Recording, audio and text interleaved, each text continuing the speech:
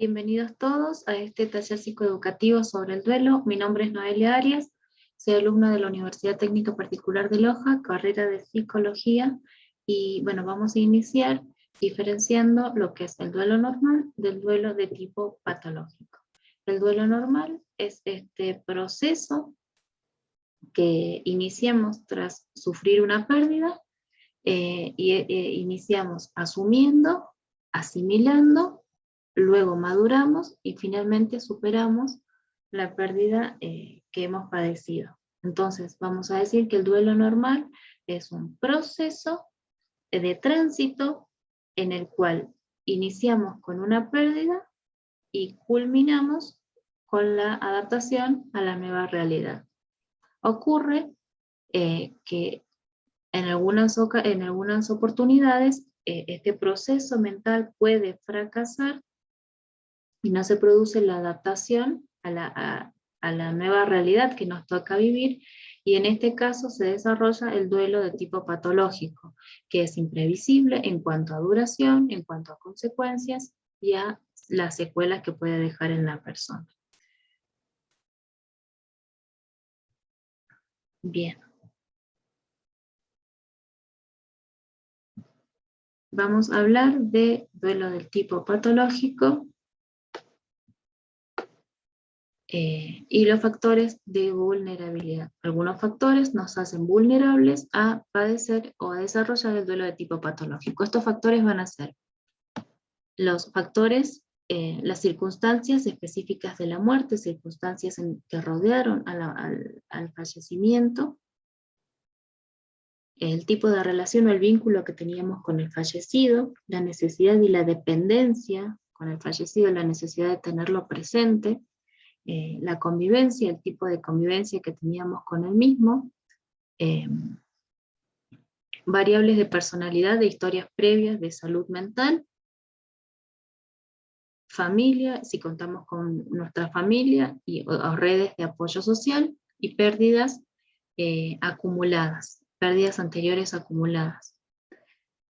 Estos serían los factores de vulnerabilidad, factores que nos hacen más vulnerables a padecer un duelo del tipo patológico. Dentro de los predictores, como estamos viendo aquí, predictores, vamos a tener estos aspectos, nos predicen un mayor riesgo de padecer un duelo de tipo psicológico, y estos predictores van a estar relacionados con aspectos personales, aspectos de tipo relacionales, aspectos circunstanciales y aspectos del tipo social.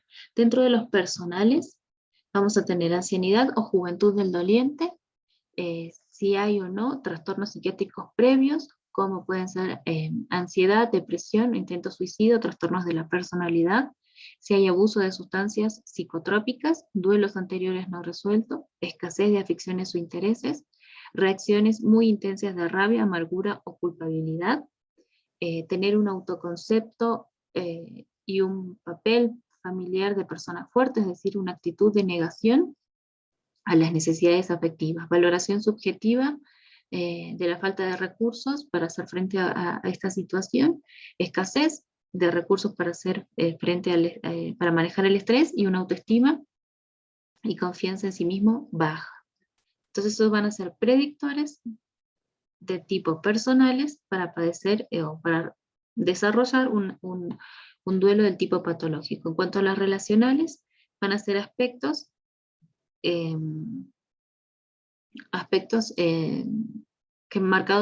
relacionados, bueno, con las relaciones. Por ejemplo, la pérdida no es lo mismo la pérdida de un hijo que de un cónyuge o de un hermano en edad temprana o en la adolescencia.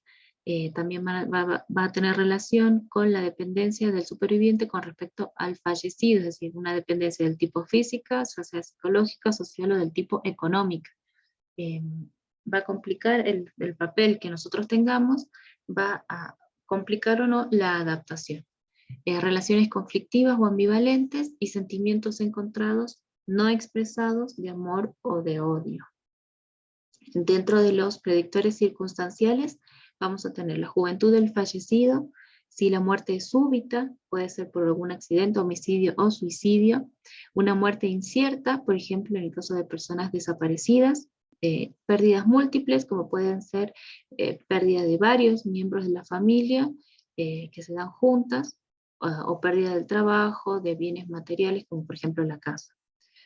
También dentro de las circunstanciales vamos a encontrar acontecimientos estresantes que rodean al sujeto, al superviviente. Luego también podemos mencionar la duración de las enfermedades o de la agonía, o también la recuperación de un cadáver, o la no recuperación, o la recuperación de un cadáver muy dañado o deformado. También vamos a tener dentro de las circunstanciales imposibilidad de ver el cuerpo o un recuerdo muy doloroso del proceso, en el caso de enfermedades, por ejemplo, dificultades diagnósticas, mal control de síntomas o relaciones inadecuadas con el personal sanitario. Dentro de los predictores sociales vamos a tener personas que viven solas o donde hay ausencia de redes de apoyo, ya sea social o familiar, disfunción familiar, recursos socioeconómicos escasos, responsabilidad de hijos pequeños, no poder hablar socialmente de la pérdida, otros factores estresantes como conflictividad laboral o no poder realizar un proyecto vital. Dentro de las muertes traumáticas, que también van a participar en el desarrollo de un duelo de tipo patológico, vamos a decir que el duelo por muertes traumáticas, definimos a la muerte traumática como aquellas producidas por múltiples circunstancias como asesinatos, homicidios, ajustes de cuentas, accidentes de tráfico o laborales, y cualquier otra circunstancia en la que haya violencia o intención de matar a las personas. Es una definición, a qué llamamos muertes traumáticas. Las muertes súbitas son mucho más difíciles de elaborar que otro tipo de muertes, porque dejan al superviviente con una sensación de irrealidad o incredulidad de lo que acaba de ocurrir, lo dejan como aturdido y hasta insensible. En este cuadrito podemos ver cómo se correlaciona la dificultad para elaborar el duelo, o dificultad para asumir la pérdida, con el tipo de muerte. Y observamos que es mucho más difícil poder asumir una muerte que se produce por un accidente que una muerte natural. O un suicidio, cuesta mucho más asumir esa pérdida que la muerte producida por un accidente. Y finalmente las muertes traumáticas, como puede ser uno producida por un homicidio, va a ser mucho más difícil elaborar ese duelo que, por ejemplo, por una muerte del tipo natural. En estos casos de las muertes traumáticas, eh, eh, se exacerban los sentimientos de culpa y aparecen pensamientos del tipo: si no lo hubiera dejado salir esa noche, si hubiera conducido yo, si hubiera hecho esto o si hubiera hecho aquello. Hay una necesidad de culpar a alguien, sea familiar o no. Necesitamos encontrar una persona que sea blanco de esta culpa. Las autoridades médicas y legales en este tipo de muertes tienen una fuerte implicación, ya que imposibilitan el comienzo de elaborar algunos aspectos del duelo, porque se requieren algunos días, por ejemplo, para realizar una autopsia. Esto retrasaría el sepelio y complica las reacciones emocionales. Sensación de impotencia del superviviente, que puede proyectar su ira en el personal sanitario, en otros profesionales o también en la familia. El superviviente entra en un estado de agitación manifiesta, sensación de lucha o de huida. Hay una necesidad y un aumento de la necesidad de entender lo que sucedió, por qué la persona murió en estas circunstancias. Necesitamos encontrar las razones o las causas que se relacionan con este tipo de muertes, para más o menos para poder tener un poco de dominio sobre estos aspectos, y necesitamos atribuir una causa y un culpable.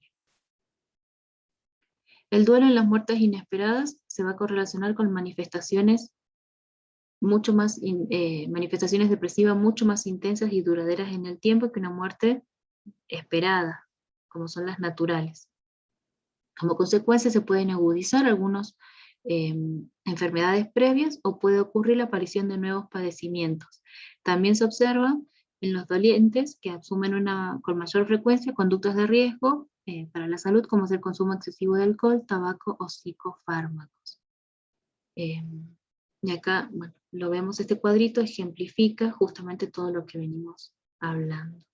Entre las actividades o tareas que van a ser fundamental para que necesitamos trabajar con el fin de restablecer el equilibrio y poder completar este proceso de duelo que se encuentra estancado, la primera actividad sería aceptar la realidad de la pérdida.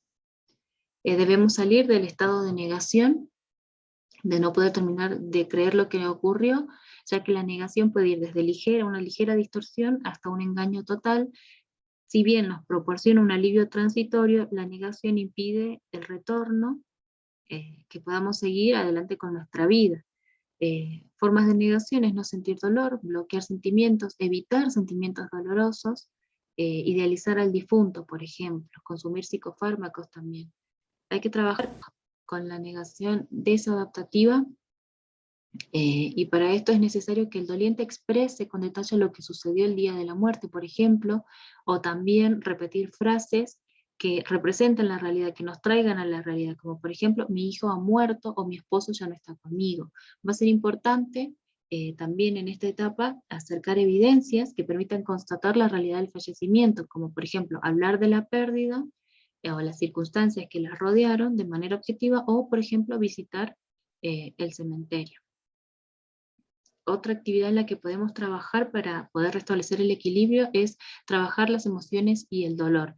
En esta etapa, en esta tarea, debemos conseguir dejar de arrastrar el dolor de la pérdida, salir de la negación que produce una parálisis en pensamientos dolorosos, y en esta parte vamos a necesitar expresar cómo se vive, cómo sentimos nuestras emociones, sin censuras. Vamos a buscar el espacio para la expresión libre de los sentimientos. La tarea 3. La tarea 3 es adaptarse a un medio en el que el fallecido ya está.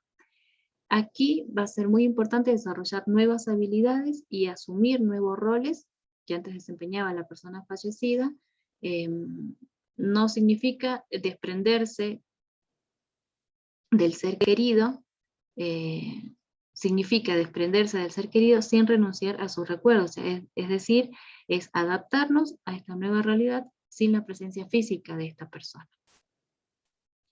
En cuarto lugar, tenemos recolocar las emociones, recolocar emocionalmente al fallecido y continuar viviendo. En esta etapa va a ser necesario iniciar nuevas relaciones. Tenemos que hacer hincapié en que se puede volver a disfrutar, a ser feliz y establecer nuevas relaciones. Debemos evitar en esta fase el apego al pasado vivido y continuar con nuestra vida. Una